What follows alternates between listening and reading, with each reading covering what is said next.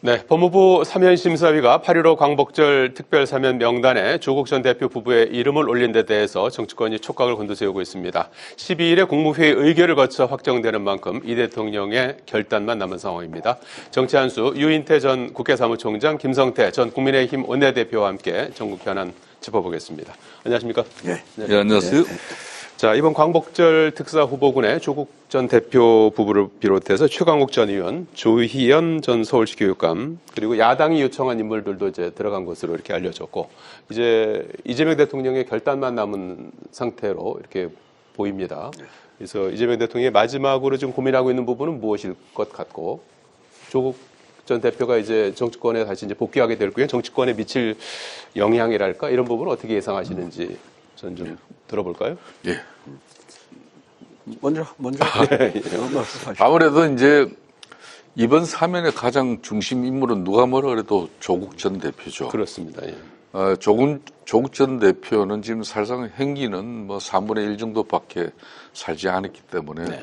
그런 사면 요건까지는 좀 무리는 있죠. 그럼에도 불구하고 사실상 이 조국 전 대표의 사면을 위해서 그동안 이제 민주당 중심의 그런 가장 핵심 인사들이 빌드업을 했어요. 예. 그것도 대한민국 헌정 역사상 국회의장이, 그것도 현직 국회의장이 조국 전 대표가 수감되어 있는 구치소를 직접 방문하고 특별 면회를 통해서 각별한 어떤 그런 관계, 그게 이제 간접적으로도 직간접적으로도 이재명 대통령에게 이렇게 8.15 광복절 사면의 어떤 의미를 담는 그런 빌드업이지 않느냐. 예. 또 한편으로는 우상호 이제 정무수석 같은 경우도 8.15가 국민 임명식으로 사실 예. 이재명 대통령이 제대로 된 취임석 없이 바로 국정이 시작됐기 때문에 예. 8.15를 이제 기념해가지고 국민 임명식 행식이지만은 전직 대통령 다 초치해가지고 크게 행사를 한단 말이에요. 예. 그래서 정중하게 초청하러 이제 간 건데 양산에 거기에서 갔죠? 예. 문재인 대통령도 조국 전 대표는 아픈 손가락이고 빛을 졌다. 공개적으로 사면을 이야기한 거죠. 예. 그러니까 현직 대통령실의 정무수석이 문재인 대통령 만난 자리에서 그 사면 이야기가 요청 나온 걸 발설할 일은 없거든요. 예. 결국은 평산마을의 문재인 전 대통령 측에서 조국 전 대표의 사면을 이재명 대통령에게 요청했다. 네. 이런 내용이잖아요.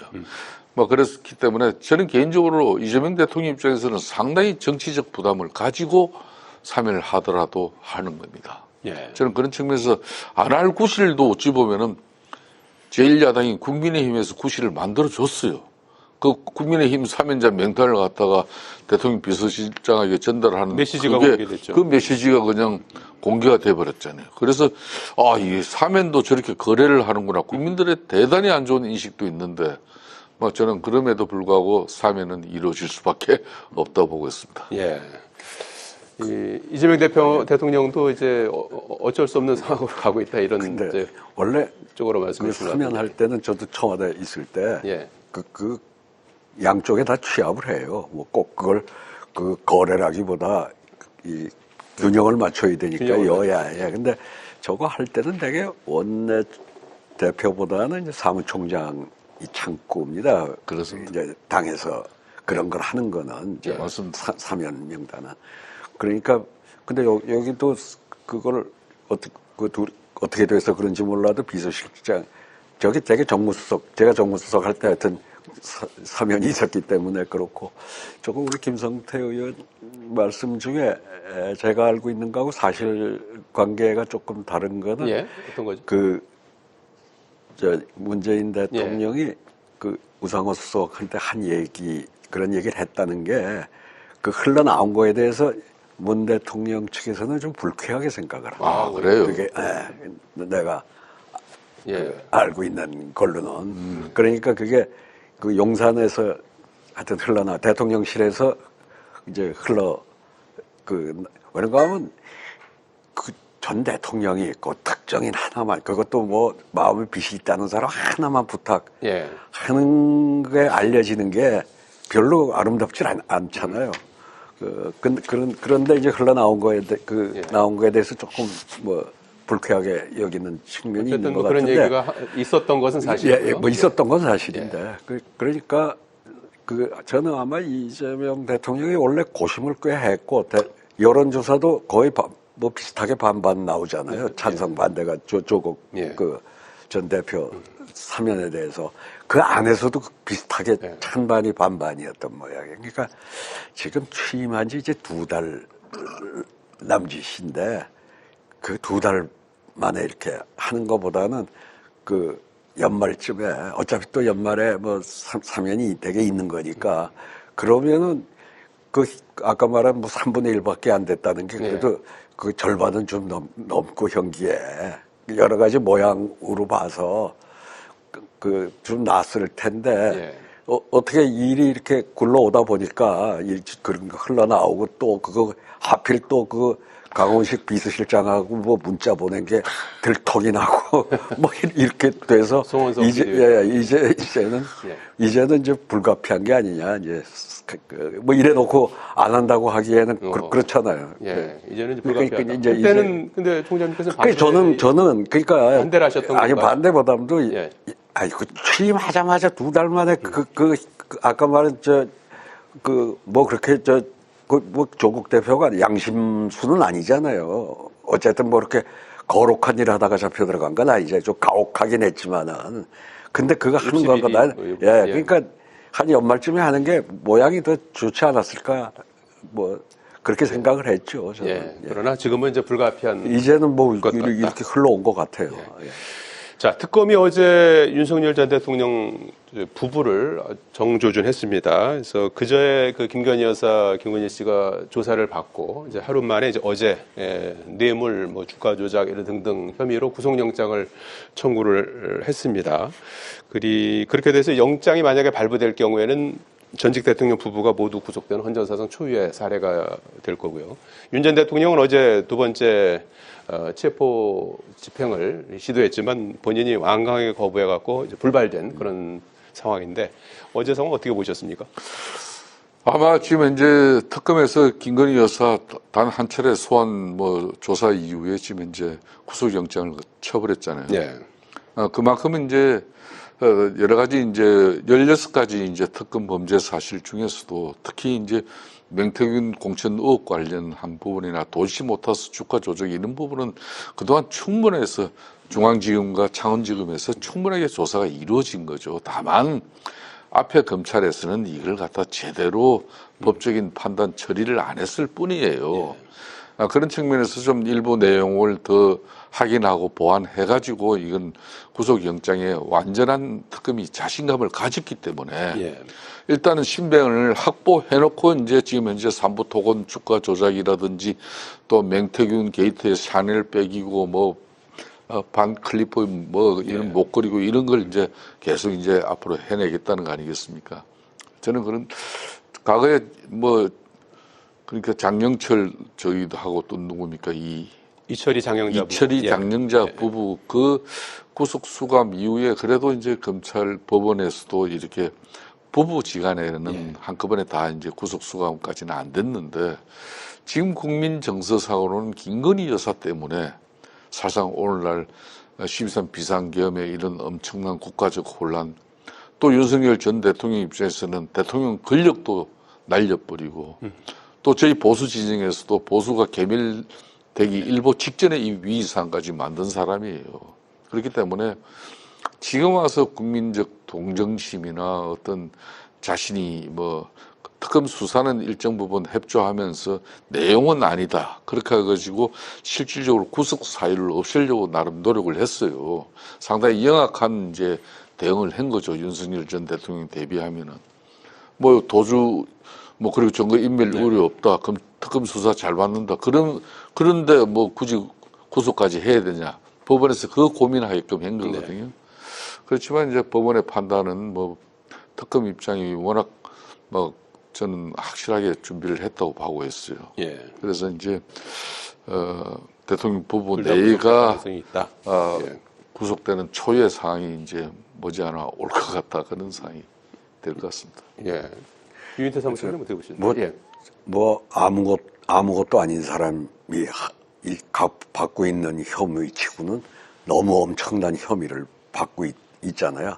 한두 가지도 아니고. 그런데 다만 이제 한 두세 번 더 소환을 해가지고 이 구속영장 부분은 좀 검토를 할 줄 알았더니 대충 보도를 보면 거의 다 부인을 한 모양이에요. 혐의를 부인해서 그 혐의를 예. 부인하면은 이건 증거인멸의 우려가 굉장히 네. 있으니까 아마 저렇게 좀 빨리 구속영장을 청구한 게 아닌가. 근데 하여튼 받고 있는 혐의라는 게 이게 지금 보통이 아니잖아요. 엄청나잖아요. 예. 어떻게 그렇게 아무것도 아닌 사람이 어떻게 저런 엄청난 혐의를 엄청난 일은 저질러 놨는지 그게 궁금할 뿐이에요. 예, 알겠습니다. 자, 이춘석 의원 주식 차명 거래 의혹 좀 말씀 좀 나눠봐야겠는데 민주당 윤리심판원이 의혹이 사실이라고 잠정 결론을 내렸습니다. 경찰이 지금 수사를 대대적으로 수사팀을 꾸려서 수사 중인데 민주당 차원에서 사실로 못 박은 셈인데 국민의힘은 이춘석 게이트 특검법을 발의를 했고요. 그리고 국회의원 전수조사까지 차명재산 전수조사까지 제안한 상태인데 민주당도 지금 선제적이고 아주 강도 높게 조치를 하고 있어요. 제명까지 지금 한 건데 일각에서는 의원직 제명까지 거론하는 그런 얘기도 나오고 있는데 어떻게 추가적인 조치가 좀 더 필요하다고 보십니까? 사무총장님 어떻게 보십니까? 글쎄요. 그러니까 참나 원래 이춘석 의원이 민주당으로 보면 굉장히 좀 중도인 친구고 의원들하고 관계도 좋아요. 네. 세평도 꽤 좋은 친구인데 그거 찍히다가 정치 인생 망친 사람이 한둘이 아닌데 글쎄요. 그거 어떻게 하다가 그건 찍혔는지 근데 차제에 이렇게 된 마당에 그러니까 본인이 그러고 나서 처음에 거짓말을 했잖아요. 이건 잘못 들고 왔다. 그건 명백한 탈당했음에도 불구하고 제명을 하고 간단한 사실관계만 보더라도 저건 제명 조치를 하겠다고 이제 민주당에서 나왔잖아요. 그러니까 어차피 저건 저렇게 되면 이제 형사 사범이 될 것 같은데 수사 결과를 좀 더 지켜는 봐야 되겠습니다만 본인이 좀 명예스럽게 이 인생을 마무리하려고 그러면 본인이 자진 사퇴하는 것도 의원직을 한번 생각을 해 봄직하고요. 그 다음에 국민의힘 쪽에서 특검법 발의하면서 전수조사하자는 거 있잖아요. 예. 이제 저러니까 우리 국민들 시각엔 저 사람만 그랬겠냐.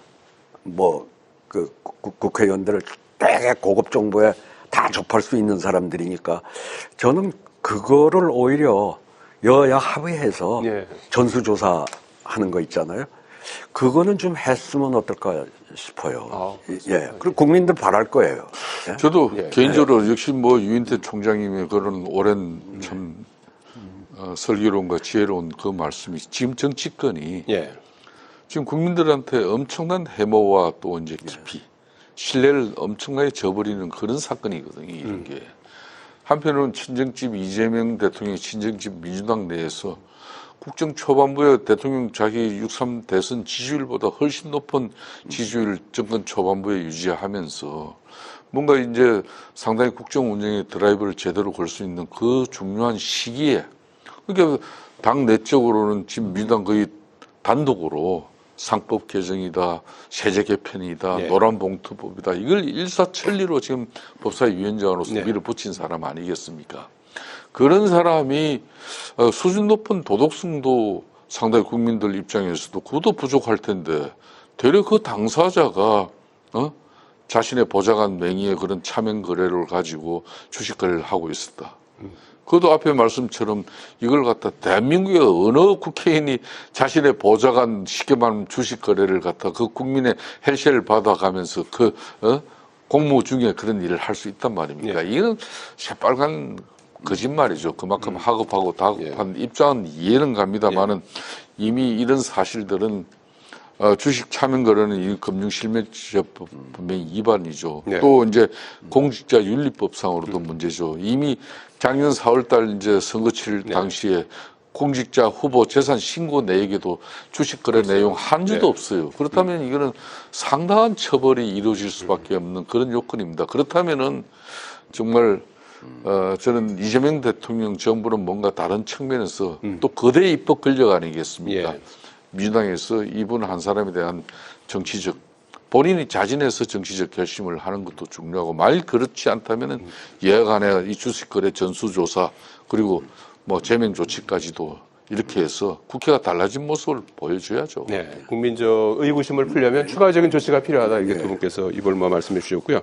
국민의힘 전당대회 간단하게 좀 끝으로 좀 여쭤봐야 될 것 같은데 반탄 찬탄 후보 2대2 구도가 됐습니다. 주진우 후보가 이제 탈락하면서 그래서 김문수, 장동혁 이 찬탄 반탄파죠. 그리고 안철수, 조경태 후보 그 찬탄파 이렇게 이제 2대2 구도가 형성이 됐는데 이 유력한 후보인 김문수 후보가 윤 전 대통령 입당을 희망하면 받아주겠다. 또 뭐 계엄을 옹호하는 발언도 한 것이 지금 논란이 되고 있습니다. 그래서 뭐 계엄으로 누가 죽거나 다쳤느냐 뭐 이런 발언까지 한 그런 데 대해서 조경태 후보는 금도를 넘었다 정계를 은퇴하라 이렇게 또 반발하고 있는 상황인데 이 사안은 어떻게 보셨습니까? 저는 그냥 짧게 얘기해서 그 지금 당이 오늘 아침 신문을 보니까 보수 신문들조차도 거의 기사를 안 다루대요. 이제 국민의힘. 그럴 정도로 이제 관심 받기도 해버렸는데 네.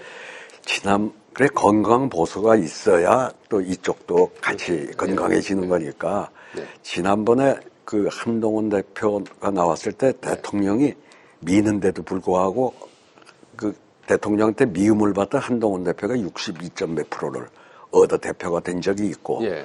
또 이번 후보 교체 과정에서 뭐 후보 바꿔치기 하려는 거를 당원들이 막았단 말이죠. 그렇습니다. 그러니까 예. 의원들보다 지금 당원들이 훨씬 더 건강해 보이기 때문에 저는 거기에서 이번에 당을 살리는 어떤 그런 그 기적 같은 일이 좀 일어나서 예. 그 건강하게 재건이 당원들이 됐으면 나서야 그걸 기대해 봅니다. 예, 시간이 뭐 거의 다 됐는데. 그렇습니다. 지난 2021년도도 우리 위대한 당원들이 이준석 30대 중반에 그 약간 청년을 선택함으로써 예. 당을 변화 혁신시키고 오세훈 또 박형준 서울 부산 보궐선거를 이겨내고 2022년 대통령 선거까지 이뤄낸 거거든요. 예.